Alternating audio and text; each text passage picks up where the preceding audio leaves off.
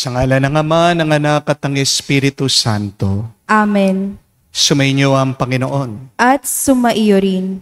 Mga kapatid, sa araw na ito ating pinagdiriwang ang banal na kapistahan ng ating mahal na ina na nagpakita sa bundok ng Carmel. Napakaganda po ng ibig sabihin ng Carmel. Ang kahulugan nito ay hardin. At tayong lahat ay tinuturing na hardin, the garden of God. Tinatanim niya ang kanyang grasya, kanyang pagpapalat, kabutihan sa atin.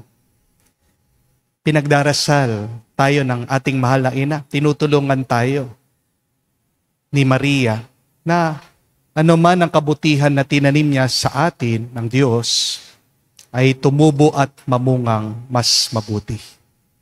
Sa mga napakaraming pagkakataon na kung saan tumubo nga tayo pero walang bunga ang ating buhay dahil paulit-ulit tayo bumabalik sa ating mga pagkakamali sa kasalanan. Palagi nating pinakikinggan ang tukso ng demonyo.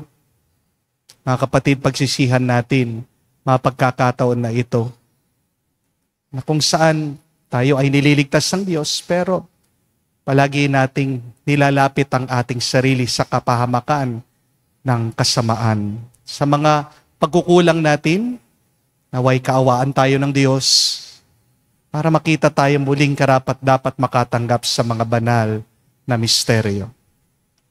Hinaamin ko Sa makapangyarihang Diyos at sa inyo mga kapatid, na lubha akong nagkasala sa isip, sa salita, sa gawa, at sa aking pagkukulang.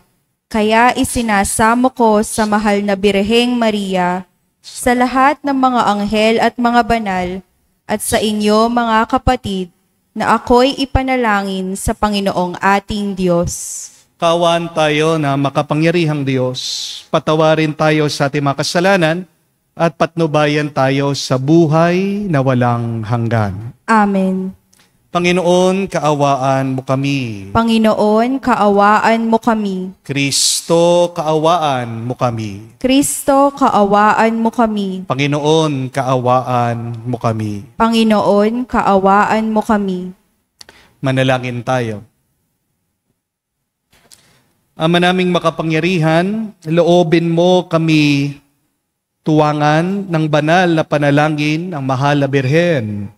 Sa tulong nito, kami naway pagindapating makasapit sa banal na bundok na si Hesukristo, kasama ng Espiritu Santo magpa sa walang hanggan. Amen.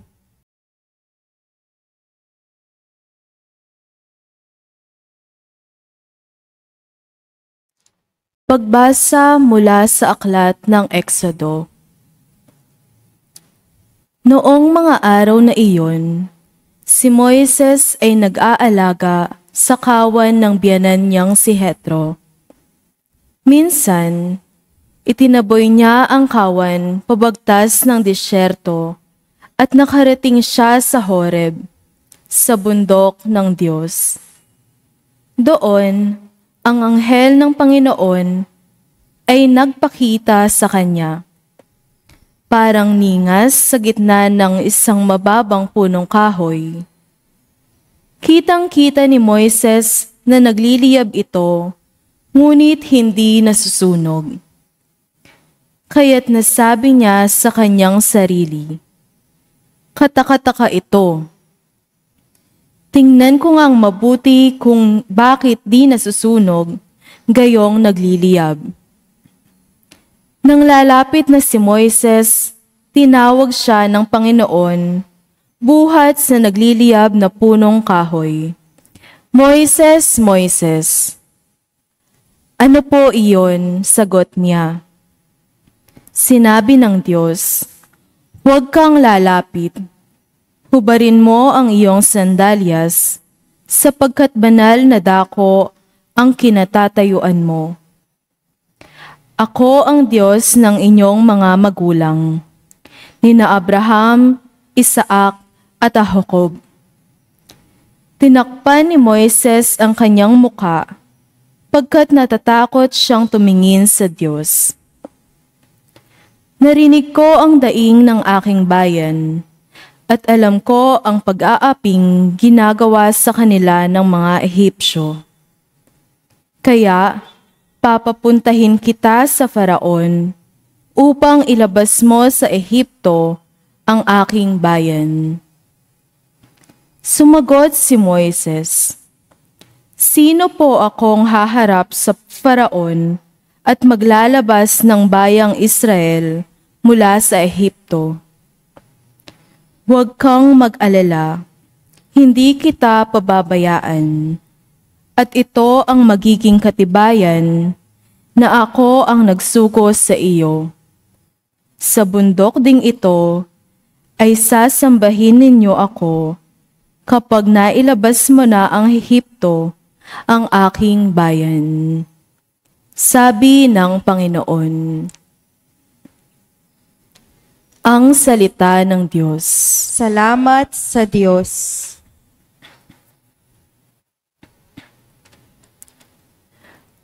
Ang ating mahabaging Diyos ay nagmamagandang loob. Ang ating mahabaging Diyos ay nagmamagandang loob.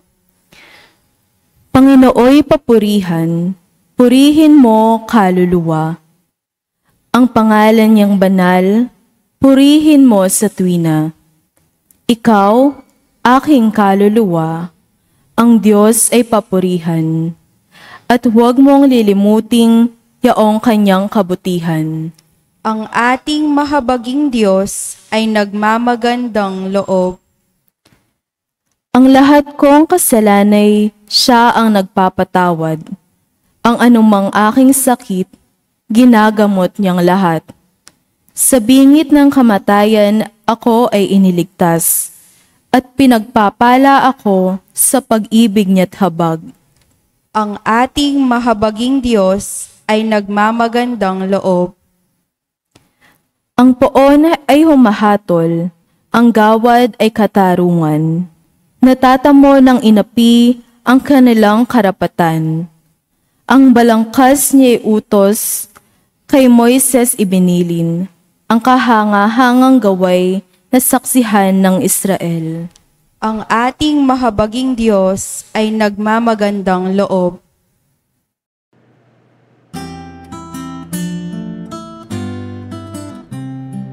Alleluia, alleluia, alleluia, alleluia, alleluia, alleluia, alleluia, alleluia, alleluia, alleluia, alleluia, alleluia. Papuri sa Diyos Ama, pagkat ipinapahayag niya, hari siya ng mga aba. Aleluya, aleluya. Sumainyo ang Panginoon. At sumaiyo rin. Ang mabuting balita ng Panginoon ayon kay San Mateo. Papuri sa iyo, Panginoon. Nung panong yon, sinabi ni Jesus, "Pinapasalamatan kita, Ama, Panginoon ng langit at lupa, sapagkat inilihim mo ang mga bagay na ito sa marurunong at matatalino, at inihayag sa mga may kaloobang tulad ng sa bata. Oo, Ama, sapagkat gayon ang kinalulugod mo. Binigay sa akin ng aking Ama ang lahat ng bagay. Walang nakakakilala sa anak kung hindi ang Ama, at walang nakakakilala sa Ama kung hindi ang anak at iyong marapating pagpahayagan ng anak." Mga kapatid, ang mabuting balita ng ating Panginoon. Pinupuri ka namin, Panginoong Hesukristo. Muli po, magandang araw sa inyong lahat. Meron pong isang true to life story na kinwento po mismo ni St. John Marie Vianney, ang kura paroko po ng Ars at ang patron saint naming mga pari. Sabi po niya nung minsan, meron pong isang dalaga na dumating sa parokya at nangumpisal po sa kanya.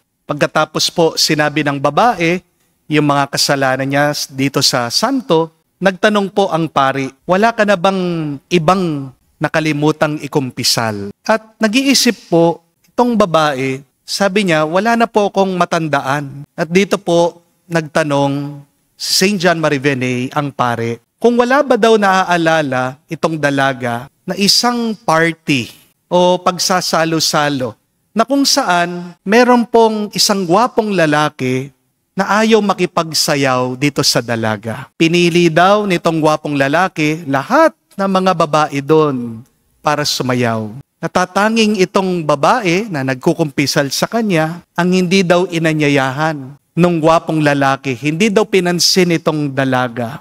At tinanong daw po itong pare, si St. John Marie Vianney, yung dalaga, kung naaalala ba niya yung lungkot na naramdaman niya nung gabing yun. Kasi hindi siya niyaya, hindi siya pinuntahan, nilapitan nitong gwapong lalaki. At doon na po naalala ng babae. Sabi niya, o nga po, no, napakasakit ng aking loob nung gabing yun. Kasi tinitignan ko po yung lalaki, gusto ko talaga nalapitan niya ako para makipagsayaw siya sa akin. Pero kahit na paano ko siya tignan, hindi niya ako matignan ng diretsyo. Tinatanggihan niya yung aking pag-aaya. At naalala daw po nung dalaga, may kulay asul yung paanan po nitong gwapong lalaki. Naglo-glow daw po ng kulay blue yung kanyang paa. Nagtataka yung babae, ano yung liwanag na yon na nanggagaling dun sa paa ng gwapong lalaki? At dito po nagsalita si St. John Marie Vianney, tong santo, ang sabi niya, dapat magpasalamat ka kasi nung araw na yon, niligtas ka ng Diyos sa kasamaan at kapahamakan. Dahil yung gwapong lalaking iyon ay ang demonyo na nagkatawang tao. At nakikipagsayaw siya sa mga babaeng makasalanan. Ang tanging dahilan daw po bakit iniwasan itong dalaga, hindi siya nilapitan ng demonyo, ay dahil may suot-suot siyang brown scapular, ang skapularyo ng ating mahal na ina na nagpakita sa bundok ng Carmelo.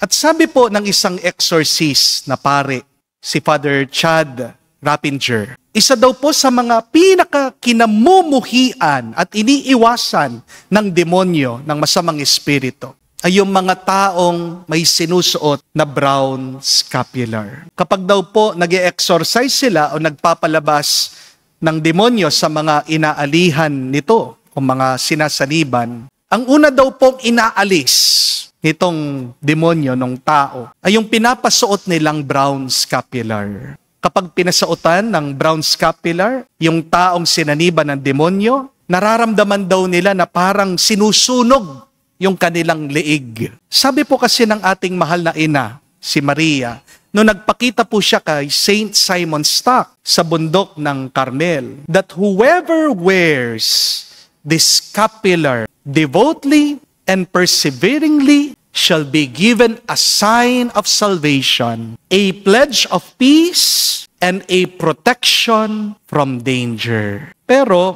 para po maging mabisa ang skapularyo na suot natin, dapat meron pa tayong dalawang gawin. Ang una ay dapat palagi tayong magrosaryo. At pangalawa, kailangan tayong magsisi sa ating mga kasalanan, tayo'y mangumpisal sa Diyos. One of the best partner of the scapular is praying the Holy Rosary. Wala pong bisa ang skapularyo at ang rosaryo kung hindi tayo nagdadasal sa Diyos. Amen? Hindi lang po palamuti o dekorasyon ang skapularyo at ang rosaryo. Kapag sinusuot mo ang skapularyo, pag nagdadasal ka ng rosaryo, ito po ay isang tanda ng malalim na paniniwala mo, pananalig at pananampalataya sa Diyos. Isang dahilan bakit hindi nananalangin ang tao ay dahil sa kanyang kataasan ng loob. Prayerlessness starts with pride. You think you are better than God. That is why you do not pray. When you pray, you show your deep trust to God. Kaya nga, pag ikaw ay nakasuot ng skapularyo, pag nananalangin ka ng rosaryo, pinapakita mong yung pagpapakumbaba, pananalig sa Diyos, diyan ka mas binabasbasan at pinagpapala ng may kapal. Amen? But second, we must repent so that we can also receive God's protection. Wala din pong kwenta ang skapularyo kung patuloy ka pa rin sa iyong pagkakasala. Tanda po ang skapularyo ng ating pagnanais na maging mabuti at tapat. Harinawa, yung iba po sa inyong nakasuot na ng brown scapular. Huwag gawing anting-anting ito. Tandaan niyo po ito. Kahit na magsuot ka ng skapularyo, kung naman nagmamaneho kang nakainom o lasing, mababangga at mababangga ka pa rin. Di po ba? Kahit na magskapularyo ka, kung naman manginginom ka, nagbibisyo ka, may tsansa na magkakasakit ka, magkakakanser ka. Di po ba? Kahit na magsuot ka ng skapularyo, at kung mambababae ka lang, sisirain mo lang yung kapayapaan, yung tuwa, yung pagmamahalan niyo sa inyong pamilya. Mga kapatid, hindi ka nililigtas ng skapularyo sa bunga ng iyong kasalanan. Pag nagkasala ka, ihanda mo sarili mo dun sa epekto ng pagkakamali mo. Ang dami po dyan, kalalaking tao, kala mo matapang. Pero pag dumadaan na sila dun sa epekto ng kanilang kasalanan, makikita mo, humahagulgul, babalik, lumalakad na kaluhod, papunta sa Diyos. Kung talagang pinipili mong magkasala, ihanda mong sarili mo sa pagdurusa. Hindi aalisin ng skapularyo yung parusa na nakatapat sa iyo dahil pinili mo magkamali. Amen? Pero kung gusto mong maawa ang Diyos sa iyo, kailangan kang magpakumbaba, magsisi, at maging tapat muli sa Kanya. Amen? Ang skapularyo ay tulong para maiwasan natin na tayo ay mahulog sa tukso ng demonyo. Pero walang magagawa ang Diyos kung ikaw mismo nilalapit mo ang sarili mo sa tukso ng demonyo. Amen? Ang skapularyo ay paalaala na dapat tayong palaging magdasal, magpatulong kay Maria. Ang skapularyo ay isang simbolo na palagi nating kasama ang Diyos. Sa banal na misa pong ito, muli tayo magpasalamat sa Diyos sa proteksyon ang pinagkakalob niya sa atin. Kahit na alam naman natin hindi tayo karapat-dapat, napakarami nating pagkakamali. Pero walang sawa siyang nagbibigay sa atin ng kanyang grasya. Ganyan tayo kamahal ng Diyos. Sana wag nating sayangin ang biyaya ng Diyos. Amen? Pasalamat din po tayo sa ating mahal na ina sa kanyang pagdarasal para sa atin. Suotin niyo po ang skapularyo na may pananampalataya. Hindi pagyayabang na porket ba suot-suot mo yan kahit na magkasala ka. Hindi ka na makakaranas ng masama sa iyong buhay. Kapatid, kung nagkakasala ka, pinipili mong lumayo sa Diyos.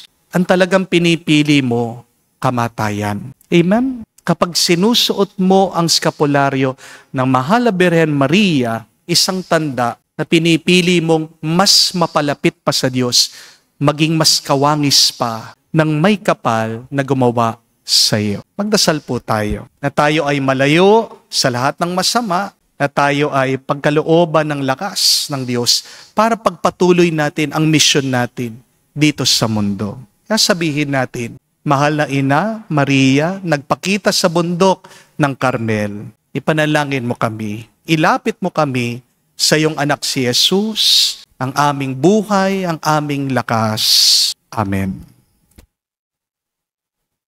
Tumayo po tayo.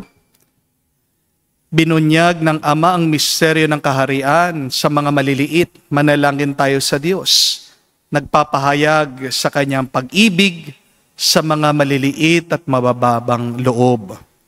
Dalhin natin sa ating Amang nasa langit ang lahat ng ating pangailangan na may buong pananalig sa kanyang mapagmahal na kalinga.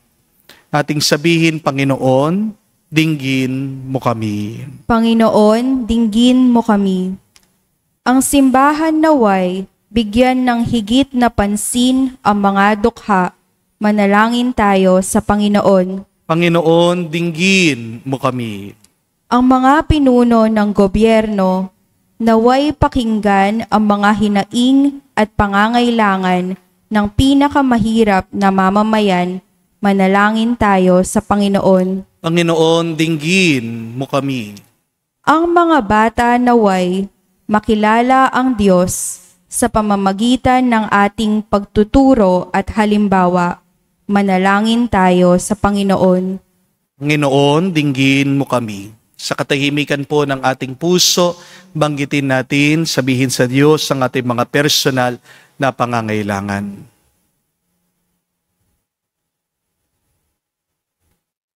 Panginoong Diyos, gawin mo kaming matalino sa iyong karunungan at tulungan mo kaming makasunod sa iyo sa kababaang loob na pinakita sa amin ng iyong anak. Hinihiling namin ito sa pamagitan ni Kristo, aming Panginoon. Amen.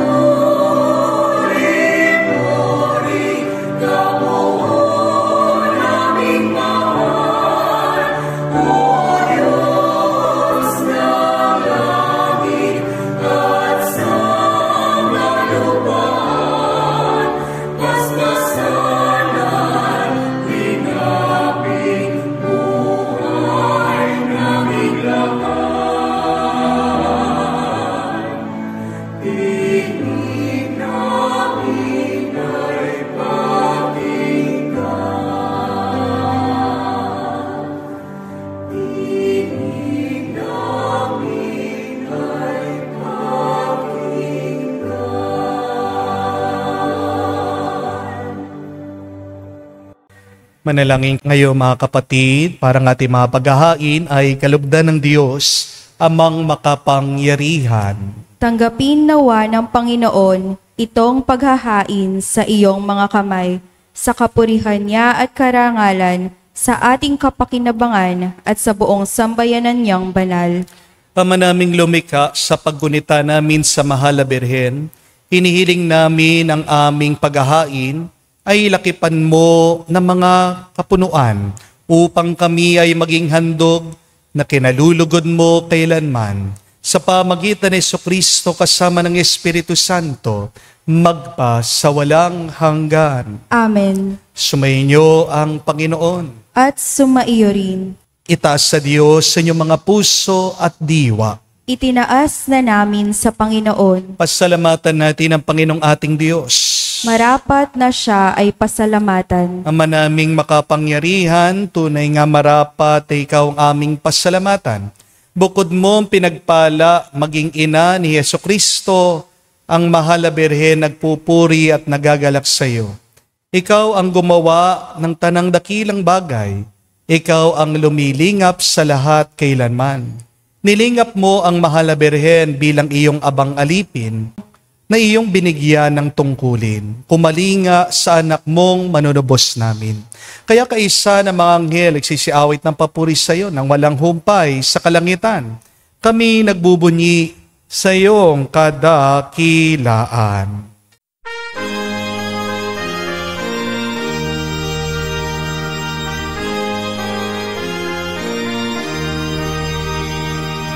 Santo, Santo, Santo, Panginoong Diyos ng mga hukbo. Napupuno ang langit at lupa ng kadakilaan mo. Hosana sa kaitasan, pinagpalang na Panginoon sa ngalan ng Panginoon.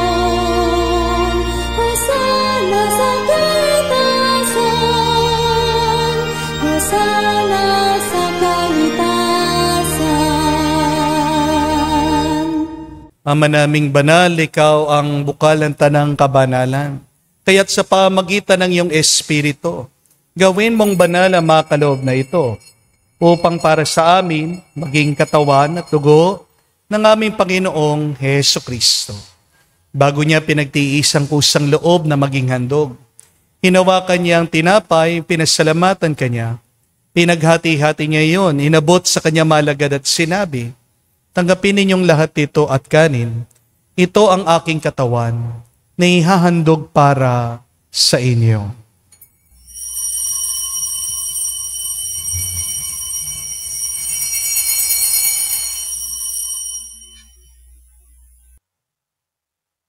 Gayon din naman nang matapos ang hapunan, hinawakan niya ang kalis, muli kanyang pinasalamatan. Inabot niya ang kalis sa kanya malagad at sinabi, tanggapin ninyong lahat ito at inumin. Ito ang kalis ng aking dugo, ng bago at walang hanggang tipan. Ang aking dugo na ibubuhos para sa inyo at para sa lahat, sa ipagpapatawad ng mga kasalanan. Gawin ninyo ito sa pag-alaala sa akin.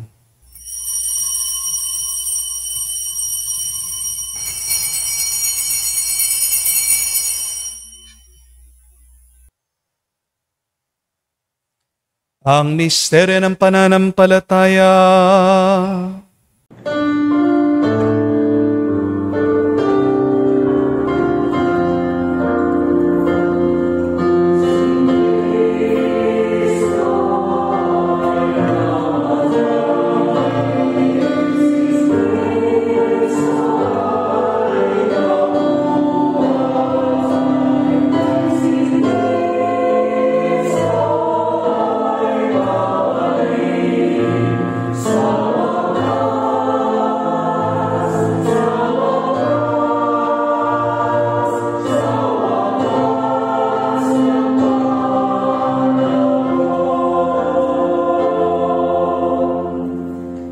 Ama, ginagawa namin ngayon ang pag-alaala sa pagkamatay muling pagkabuhay ng iyong anak. Kaya tiniyalay namin sa iyong tinapay nagbibigay buhay at ang kalis sa nagkakaloob ng kaligtasan. Kami nagpapasalamat dahil kami iyong minarapat na tumayo sa harap mo para maglingkod sa iyo.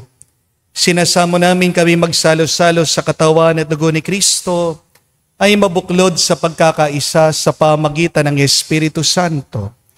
Amalingapin mong iyong simbahan, laganap sa buong daigdig. Puspusin mo kami sa pag-ibig.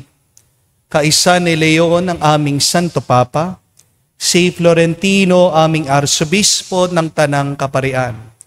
Alalahanin mo rin ang aming mga kapatid na nahimlay may pag-asang sila'y muling mabubuhay. Gayon din naman lahat ng mga pumanaw. Kawan mo sila't patuloyin sa iyong kaliwanagan. Kawan mo at pangindapantin kaming lahat na makasalo sa iyong buhay na walang wakas. Kaisa na mahal na Birhen Maria, Ina ng Diyos, kaisa ni San Jose ang kanyang malwalhating esposo, kaisa na mga apostol, lahat ng mga banal na namuhay dito sa daigdig na kalugod-lugod sa iyo. May pagdiwang nawa namin ang pagpupuri sa ikararangal mo sa pamagitan ng iyong anak, aming Panginoong Heso Kristo.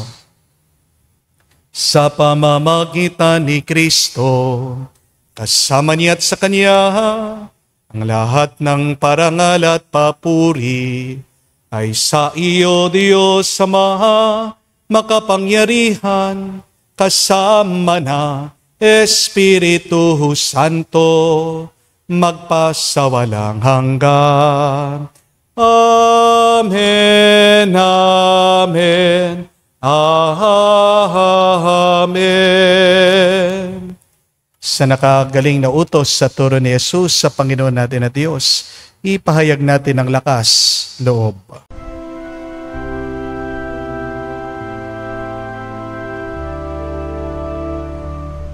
Ama namin, sumasalangit ka, sambahin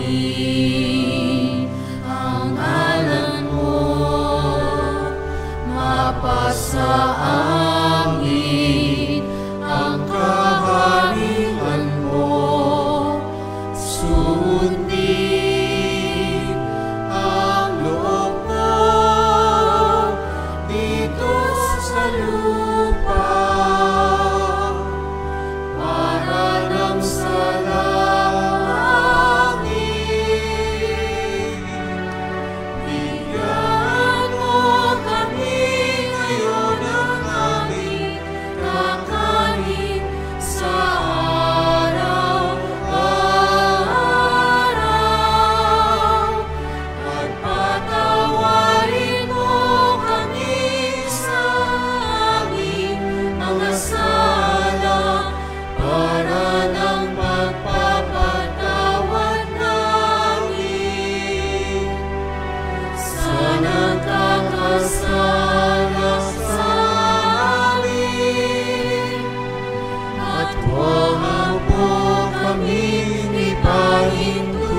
sa bukso, aliyadya mo kami sa lahat ng masama.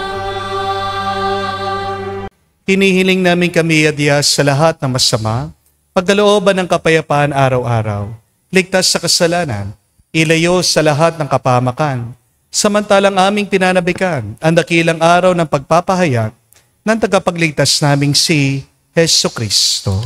Sapagkat iyo ang kaharian at ang kapangyarihan at ang kapurihan magpakailanman. Amen. Panginoong Hesukristo, sinabi mo si mga apostol, kapayapaan ang iniwan ko sa inyo, ang aking kapayapaan binibigay ko sa inyo.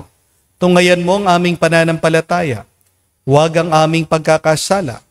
Pagkalooban mo kami ng kapayapaan at pagkakaisa, ayon sa iyong kalooban, kasama ng Espiritu Santo, magpa sa walang hanggan. Amen. Kapayapaan ng Panginoon ay laging sumainyo. At sumaiyo rin. Magbigayan po tayo ng kapayapaan sa bawat isa. Peace with you po, kapayapaan po sa inyong lahat.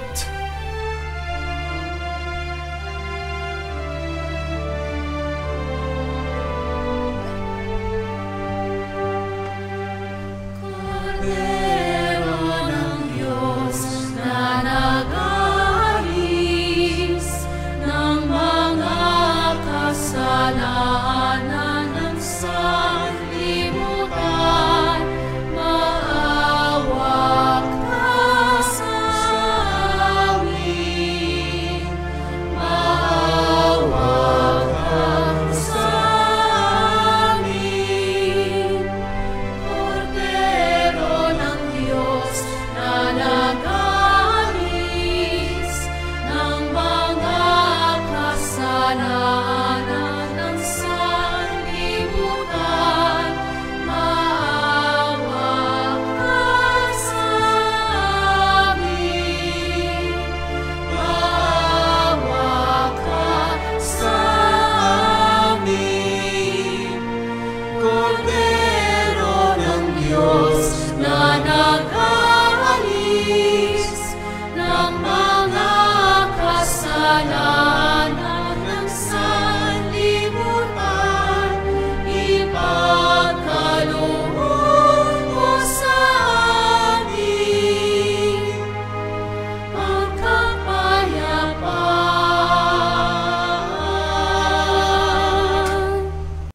Mga kapatid, naririto ang ating Panginoong Hesukristo, ang Kordero ng Diyos.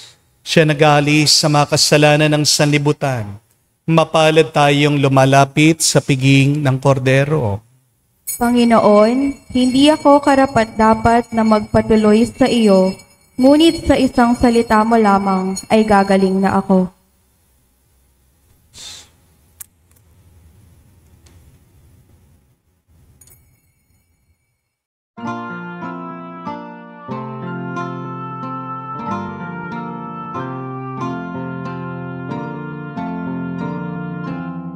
Piring Maria, dala sa umaga, noon pa man ay itinangi ka.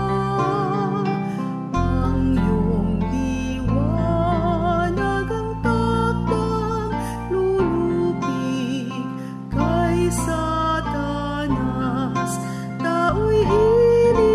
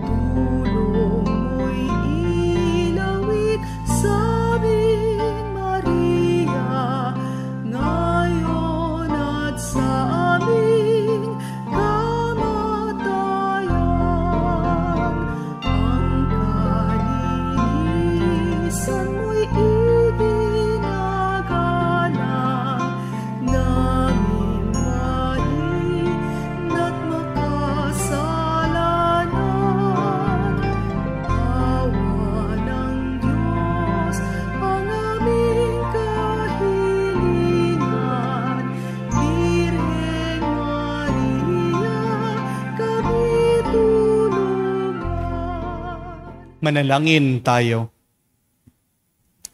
Ama naming mapagmahal, sa aming pagsasalo sa haing nagbibigay buhay, sa paggunita namin sa mahal na ina ng iyong anak, ay magdulot nawa sa amin ng iyong kagandahang loob, upang lagi naming madama ang iyong paglingap sa pamamagitan ni Jesucristo kasama ng Espiritu Santo, magpa sa walang hanggan. Amen.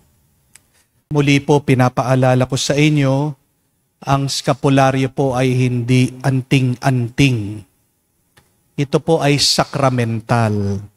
Ang ibig sabihin po ng sakramental ay pinapahintulot po ng ating simbahan na ang gamit na ito ay basbasan para makatulong sa pagpapalalim ng ating pananampalataya, tulong pa sa ating buhay pagpapakabanal. Hindi po ibig sabihin pag nakasuot ka na ng skapularyo, ay may permiso ka na, gawin mo na yung gusto mo, okay lang na magkasala. Hindi po ganun ang gamit ng skapularyo. Pag ikaw ay nagsusot ng skapularyo, ibig sabihin dapat mas nilalayo ka pa niyan sa tukso at sa masama. Mali pong pagkagamit nyo sa skapularyo kung ginagamit nyo po yan para pagpatuloy nyo lang yung masama na inyong nakasanayan. Mas malala po ang parusa nyo nun. Kasi alam mo na nga mali, ginagawa mo pa. Hindi po ba?